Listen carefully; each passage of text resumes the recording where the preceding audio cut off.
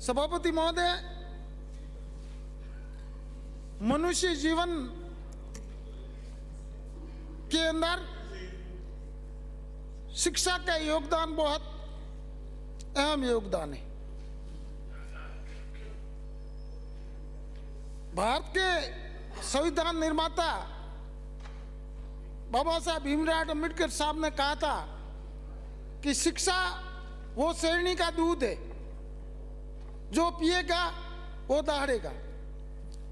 शिक्षा एक ऐसा धन है, न तो कोई उसको खर्च कर सकता है, न कोई बांट सकता है, न कोई छीन सकता है, और मनुष्य जीवन शुरुआत से लगाकर अंत तक शिक्षा ग्रहण हमेशा करता रहता है और उसके अंदर प्रगति होती है।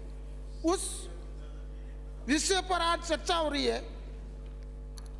सभी माननीय सदन के सदस्यों को एक शिक्षा को अक्ल अलग जगाने के लिए मिलकर नवाचार कैसे करें, शिक्षा की उच्च क्वालिटी की शिक्षा आम ग्रामीण क्षेत्र पर कैसे हम पहुंचावे, उसके बारे में विचार करना चाहिए। मैं माननीय सभापति महोदय आपसे निवेदन करना चाहता हूं कि पिछले 4 साल से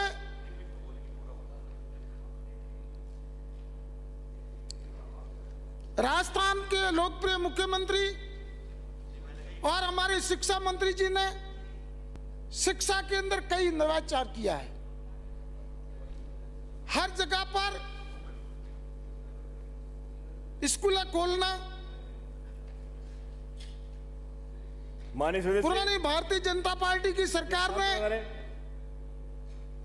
जो 21,000 स्कूल मर्ज की थी उसको वापस चालू करना। पंचायत हेडक्वार्टर पर पहले भी सीनियर सेकेंडरी स्कूल खोली थी, परंतु जो वंचित थी उसी पंचायत हेडक्वार्टर पर सीनियर सेकेंडरी स्कूल खोलना, सेकेंडरी स्कूल थी उसको उच्च माध्यमिक में क्रमोन्नत करना, और मातृ शक्ति को, महिला शिक्षा को बढ़ावा देने के लिए बालिकाओं की जितनी भी स्कूल है, प्राइमरी थी उसको मिडिल किया, मिडिल थी उसको सीनियर सेकेंडरी करके एक मैसेज दिया कि जिस परिवार के अंदर महिला शिक्षित है वो परिवार हमेशा शिक्षा की ओर अग्रसर होगा, और एक संस्कार की नई सीढ़ी महिला है उसको मजबूती देने के लिए राजस्थान के लोकप्रिय मुख्यमंत्री और माननीय शिक्षा मंत्री जी ने यह नवाचार किया है। मैं उनको बधाई और शुभकामना देना चाहता हूं। आज जो पिछड़ा क्षेत्र है, पहाड़ी क्षेत्र और रेगिस्तानी क्षेत्र है, उसके अंदर स्कूल बहुत खुल गई है, और भारत सरकार द्वारा राइट टू एजुकेशन के तहत भी स्कूल खुल गई है। मैं माननीय सभापति महोदय आपसे निवेदन करना चाहूंगा कि रेगिस्तानी क्षेत्रों को कुछ प्राथमिकता दी जानी चाहिए। रेगिस्तान में जो भी अध्यापक लगते हैं वो 2 साल अपनी सर्विस पूरी करके वापस ट्रांसफर करके चले जाते हैं और रेगिस्तानी स्कूल खाली हो जाती है। आज हमारे बॉर्डर क्षेत्र के जितने भी स्कूल है सीनियर सेकेंडरी है, वहाँ पर लेक्चररों के पद खाली है, वरिष्ठ अध्यापकों के पद खाली है, और लमसम प्रिंसिपल के तो पद खाली है। ऐसी विषम परिस्थितियों के अंदर एक गरीब के बेटे को शिक्षा देना उचित नहीं है। इसलिए मेरा माननीय शिक्षा मंत्री जी से निवेदन है कि अभी जो आपने लेक्चररों की परीक्षा हो गई है और वरिष्ठ अध्यापकों की परीक्षा हो गई है, इनकी जब भी रिजल्ट आवे उसके अंदर आप जो अभ्यर्थी है उनसे विकल्प भराते हो, वो विकल्प एक ऐसा है कि अभ्यर्थी दूर कौन जाना चाहेगा। तो मेरा आपसे निवेदन है कि आप इसको प्राथमिकता दें, और जो दूर दराज क्षेत्र की जितनी भी स्कूल है उनके अंदर विषय सब्जेक्ट खोले और पहली प्राथमिकता से उनको भरे। और दूसरा मेरा निवेदन है कि जो शहरी क्षेत्र है, जो शहर के नजदीक स्कूल है, उसके अंदर जो अध्यापकों की भरमार है, पूरी स्कूल भरी हुई पड़ी है, वहाँ स्टूडेंट से ज़्यादा अध्यापक वो नौकरी ले रहे हैं, उनके बारे में आप विचार करें। और जो ग्रामीण क्षेत्र में जो स्कूल खाली है इनकी ट्रांसफर करके वहाँ भेजे, ये पहली प्राथमिकता होनी चाहिए। परंतु ट्रांसफर जब भी होती है, अपन सब जनप्रतिनिधि मिलके, हर आदमी चाहता है कि मैं आपका वोटर हूँ और मेरे बेटे को घर के नजदीक लगाओ। अपन सब मिलके जो दूर दराज के क्षेत्र के जो जितने भी लेक्चरर हो, वरिष्ठ अध्यापक हो, 3rd ग्रेड के टीचर हो, प्रिंसिपल हो, सब वहाँ छीन के आ जाते हैं और ग्रामीण क्षेत्र की स्थिति अच्छी नहीं है। तो मेरा मंत्री महोदय से निवेदन है कि आप प्राथमिकता के तौर पर इसमें विचार करें। आपने बहुत नयापन किया है, आपने शिक्षा की अलग जगाने के लिए इंग्लिश मीडियम स्कूलों खोल दी, बहुत बड़ी योजना है। विरोध कुछ भी कर दो, जब शुरुआत होती है उसके अंदर पूरे संसाधन नहीं होते। और आप कह रहे थे, पूर्व शिक्षा मंत्री जी भाषण दे रहे थे कि हमारे टाइम में हमने बहुत अच्छा कर दिया। आप भी कह रहे थे कि हमारे क्षेत्र में हमने नयापन किया। तो ऐसा हमने कोई ऐसा जादू तो किया नहीं कि आपका नयापन किया हुआ तो हमने कोई, हमारी सरकार ने मन तो किया नहीं, किया कुछ नहीं है। बातें करने आपको बहुत अच्छी तरह से आती है, आप बहुत बड़ी बड़ी बातें करना चाहते हैं, परंतु जो मूल काम है वो करने की भावना आपके अंदर बहुत कम है। आप क्या धर्म है, आप सरकार की प्रशंसा तो कर नहीं सकते, इसलिए आपको विरोध करना है, ये आपका धर्म है, आप निभाओगे।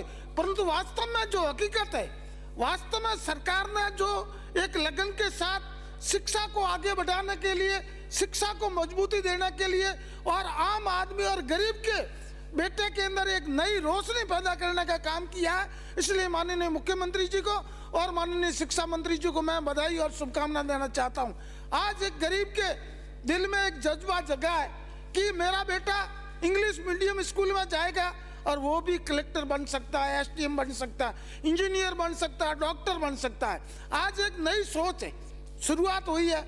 हमने जो इंग्लिश मीडियम के जितने भी अध्यापक थे उनको इंटरव्यू के मार्फत इंग्लिश मीडियम स्कूलों में लगाए, ये बहुत अच्छी बात है। परंतु माननीय शिक्षा मंत्री जी से मैं निवेदन करना चाहता हूं कि इंग्लिश मीडियम जितनी भी आपने खोली है, आप धन्यवाद के पात्र हो, परंतु इंग्लिश मीडियम स्कूल में जो संसाधन होने चाहिए वो उसका आप निर्वाचन करें, पहली उनकी पूर्ति करें कि इंग्लिश मीडियम स्कूल के अंदर टीचर होने चाहिए, भवन होना चाहिए, बच्चों के कंप्यूटर की व्यवस्था होनी चाहिए, वहाँ जो भी संसाधन है, जो शिक्षा को बढ़ोतरी देने के लिए जो संसाधन है उनके अंदर आप लगन से काम करें तो राजस्थान की जनता आपके तरफ देख रही है। माननीय मुख्यमंत्री जी ने जनता के लिए दिल खोल के काम किया है और जनता आपको आशीर्वाद देने के लिए तैयार है।